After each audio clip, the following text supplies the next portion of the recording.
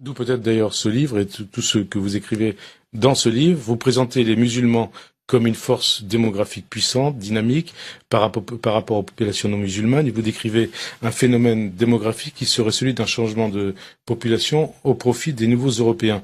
Donc même si vous n'utilisez pas la théorie l'expression du grand remplacement, ça y ressemble beaucoup. Alors la démographie est une science, c'est pas une science de droite. Et le grand remplacement, c'est une idéologie. C'est cette idée qu'il y aurait un grand complot pour détruire l'Occident. Je ne crois pas au grand complot.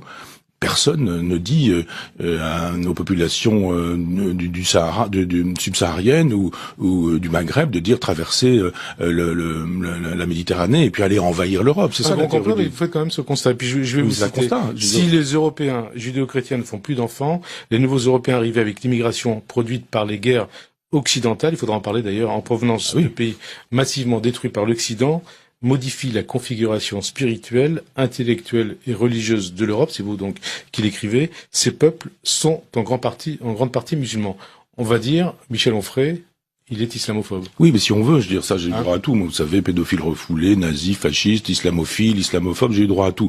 Le problème, c'est pas de savoir ce qu'on dit de moi, c'est de savoir si ce que je dis est vrai ou pas. La démographie, ça existe, j'y peux rien, c'est pas. Et d'ailleurs, vous parlez pas seulement de la démographie. C'est important ce que vous me dites, je voudrais répondre quand même, parce que, je veux dire, on me prête plein d'idées, je dis juste que ces gens qui sont pas d'accord avec moi n'ont juste qu'à me faire la démonstration que la démographie dit autre chose, le contraire, à savoir que les taux de fécondité européens sont supérieurs aux taux de fécondité non européens. Si ces gens-là me font la démonstration que j'ai tort et que le chiffre est à l'inverse, bah alors à ce moment-là, je dirais que je me suis trompé. Alors après ça, il y a une conséquence. Si ce chiffre est vrai, et il est vrai, voilà, c'est comme un cancérologue qui vous annonce un cancer, il se réjouit pas, il est pas. Et là, vous dites pas que c'est un cancer. Cancéreux. Non, je dis d'un point de vue métaphorique, j'ai fait un travail de médecin. Je pose un diagnostic. Alors après ça, les gens qui sont dans la logique de l'islamophobie, on le sait bien, sont des gens qui nous disent que si vous n'êtes pas islamophile, vous êtes islamophobe. C'est comme un certain nombre de gens qui pensent que l'humanité se coupe en deux entre les juifs et les antisémites. Non, on n'est pas obligé de rentrer dans cette guerre-là qui fait qu'il faudrait obligatoirement être islamophile, à défaut on serait islamophobe. Je dis juste que ce sont des chiffres qu'on trouve chez les démographes, et je vois bien que ces gens qui me traitent d'islamophobe sont des gens qui ne veulent pas entendre parler de la science, qui ne veulent pas entendre parler du réel, qui disent comme Rousseau, écartons les faits. Moi je dis juste que les taux de fécondité, c'est pas moi qui les invente. Et vous d'ailleurs, quand vous parlez de démographie, vous parlez aussi de la démographie asiatique, chinoise, indienne, bien sûr, non européenne ou africaine. Non européenne, bien sûr. Mais ce qui vous conduit aussi, par rapport à la démographie, à reprendre la thèse de Samuel Huntington sur le choc des civilisations. Absolument. Autant je ne suis pas. Il y a tout un chapitre là-dessus. Oui. Je ne suis pas un défenseur de Renaud Camus et de son grand remplacement. Autant je suis un défenseur de la thèse de Huntington qui effectivement a raison. Il faut prendre ce livre qui. Il a raison pourquoi? Mais parce que les civilisations sont constituées sur des religions, sur des spiritualités, que ces blocs s'opposent, et que effectivement il y a une guerre de civilisation depuis le début. Et il faut regarder l'histoire de l'islam. Guerre de civilisation ou choc de civilisation, où l'un entraîne l'autre, les conséquences de l'autre. Qu'est-ce que c'est qu'un choc? Vous savez, quand vous avez un choc, la plupart du temps, vous avez quelques ecchymoses, quelques blessures, quelques coupures, et vous pouvez même mourir dans un choc. Donc on va pas discuter sur les mots. Oui, il y a un choc de civilisation depuis que c'est dit dans le Coran.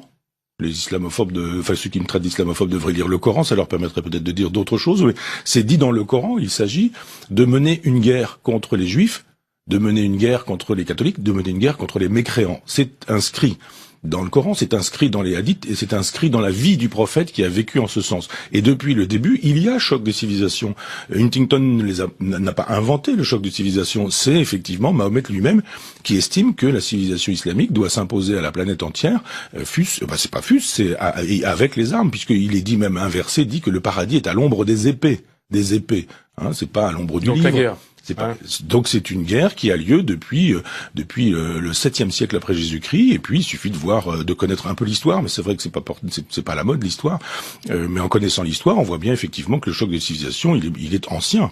Alors démographie, quand vous parlez donc de cet essor de la démographique venant des pays musulmans, d'Afrique et d'Asie, est-ce à dire que cette démographie mettra en péril nos valeurs, notamment celles de Lumière, de l'universalisme, éventuellement de la laïcité?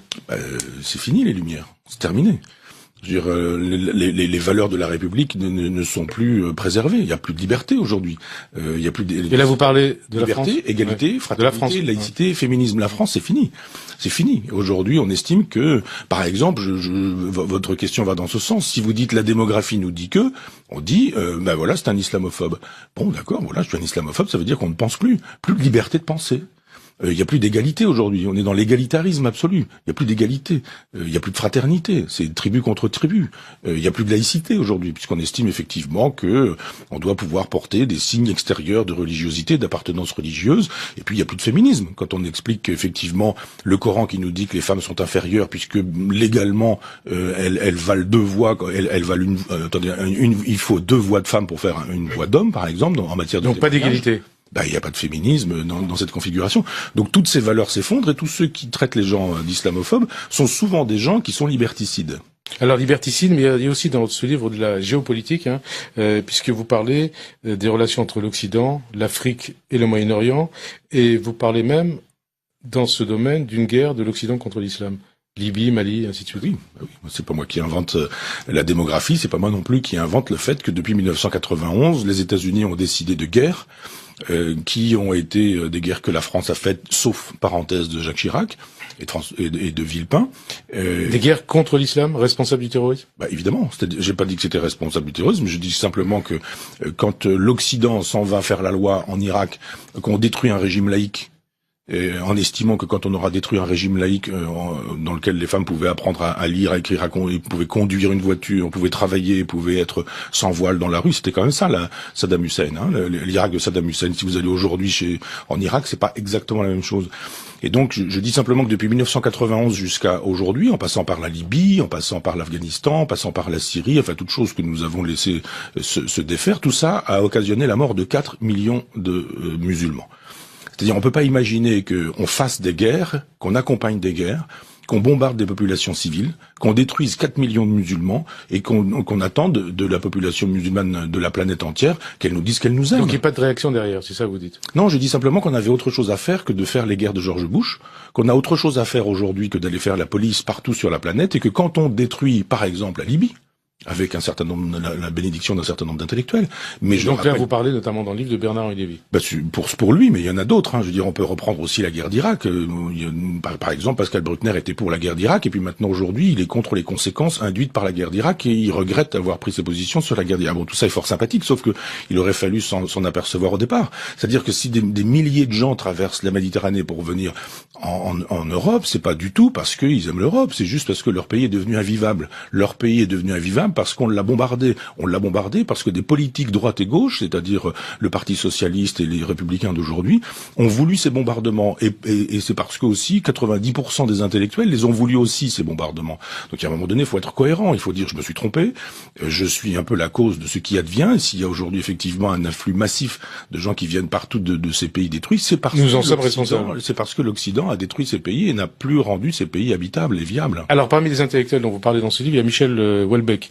Est-ce que vous reconnaissez dans sa vision, c'est-à-dire est-ce que l'Occident se soumet à l'islam? Alors d'abord, c'est un grand livre ironique.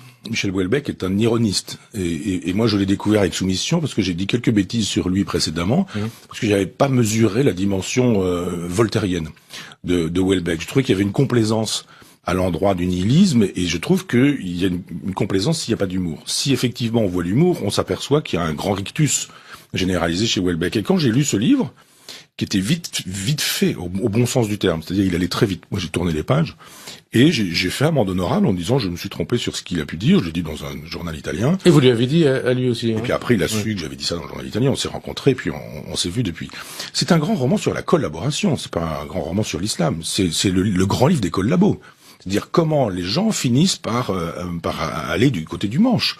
Là, pour le coup, c'est l'islam, mais je veux dire, à l'époque, c'était quand les Allemands sont arrivés à Paris, ils sont tous allés. Je veux dire, les journalistes, les écrivains, les juristes, les magistrats, les enseignants, les professeurs, les politiciens, tout le monde y est allé.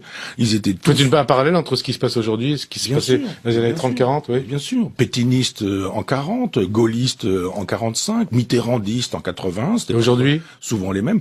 Aujourd'hui, des gens qui estiment que si on pense pas comme eux, on est un islamophobe. Alors, et comment vous expliquez justement la séduction qu'exerce l'islam en Occident? Parce que vous en parlez aussi dans ce livre. Je sais pas s'il y a une séduction, disons que c'est la fascination pour la force. C'est la fascination pour la virilité. Ça fonctionnait aussi avec les nazis. Hein. Ils étaient beaux, ils étaient grands, ils étaient forts, ils étaient blonds. Les islamistes radicaux des nazis? Non, je dis pas ça. Non, alors ça c'est pas ce que je dis. Puisque vous parlez. C'est fascination pour la force. Ouais. Hein. Donc je disais c'était déjà comme ça, mais je suis pas du genre à faire comme tant d'autres, ramener Hitler sur la table en disant ils sont hitlériens, ils sont nazis, c'est du nazisme, c'est la meilleure façon. Non, mais je préfère vous poser la question. Ouais. Eh bien vous avez bien raison parce que je vous réponds que non, je ne dis pas que c'est le nazisme c'est le nazisme, et ce qui se passe actuellement c'est tout à fait autre chose. C'est un terrorisme comme il y en a toujours eu dans l'histoire. C'est-à-dire que si vous regardez les civilisations, elles naissent tous avec des terroristes. Et puis plus tard, quand les terroristes ont pris le pouvoir, ça cesse d'être des terroristes, ce sont des héros. Et ce sont les fondateurs de la civilisation. Il y a de la mort et du massacre à l'origine de toutes les civilisations. Tout au long des siècles dont vous parlez dans ce livre. Alors, pour la nôtre, mais aussi pour les autres.